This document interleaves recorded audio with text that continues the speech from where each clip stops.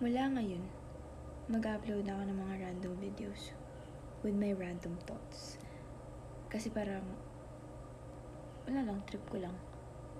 Like, tulad ngayon, gusto ko lang sabihin na hindi pa ako nakakatikim ng carrot cake. And, lagi ako, tagal ko nang curious kung ano kaya lasa nun. Kasi nakikita ko siya sa pelikula, tapos naririnig-rinig ko siya, tapos nakikita ko siyang in-order ng mga tao sa paligid ko. Tapos parang curious ako, may kumakain ng carrot cake. Like, anong lasa? Anong lasa siyang carrot? May lasa ba ang carrot sa cake? Like, parang hindi ko gets. And I've been presented with many chances na makatikim nun. Like, pag bumibili ako ng cake, ganyan, may carrot cake na option. Naalala ko lang kasi kanina, tinititigan ko siya. Sabi ko, piling ko kaya to? Like, try ko kaya?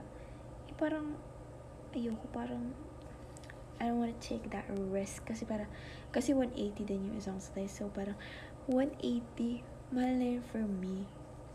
So, bilhin ko yung bagay na gusto ko, diba? So, in-order ko yung yung Basque cheesecake, which is like my go-to favorite cake. Yung carrot cake, andito siya sa likod ng utak ko. Andun pa rin siya, andun pa rin yung curiosity and yung wonder. Ano kaya ang lasa ng carrot cake? Ayan lang. Gusto ko lang yung i-let out. Also, kumain ako sa... Bakit kasi yung ingay? Kumain ako sa Balar kanina. And sanay ako kumakain mag-isa sa mga lugar-lugar. Pero, feeling ko Balar is not one of those places na you can eat alone. Like, comfortably. Or, I don't know, siguro... I don't know. Ewan ko pala. Hindi man ako super uncomfortable. It's just that it's a place talaga for families. Like, families, couples, friends. Ganun. And, I think, first time kong kumain mag-isa. Ganun. And, alam mo yun, like, ang daming tao. Tapos lahat sila may kasama, ganyan. Parang mafe-feel mo na lonely. But hindi ko naman na-feel na lonely ako. Parang, okay lang naman. Ganun. Parang, hindi naman ako na-OP or whatever. But like, alam mo, hindi ko lang feel yung pagiging alone ko. Kasi like, ang ingay. Tapos everybody's like, talking with each other, ganyan. Tapos parang doon lang ako sa gilid. Tahimik lang ako doon. Alam mo yun, yung parang overstimulate ka na sa crowd. Siguro kasi masyado lang madaming tao that time. But like, anyways, ayun nga, parang hindi siya like ideal place if you wanna go on a solo date. But the food is good.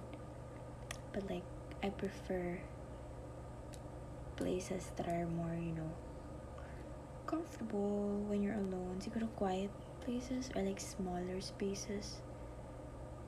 Or ewan ko.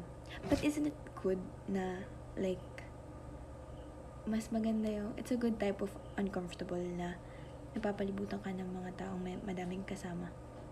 Kasi parang, yun na nga yung point nun parang dapat ma-feel mo na mag-isa ka.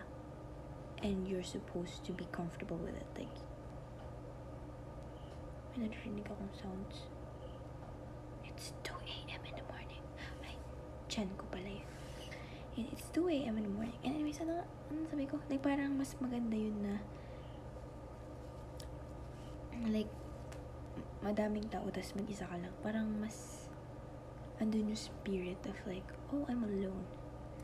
Ganyan. Kesa sa lugar na mag-isa ka, tas di mo mararamdaman na mag-isa ka. Gets mo?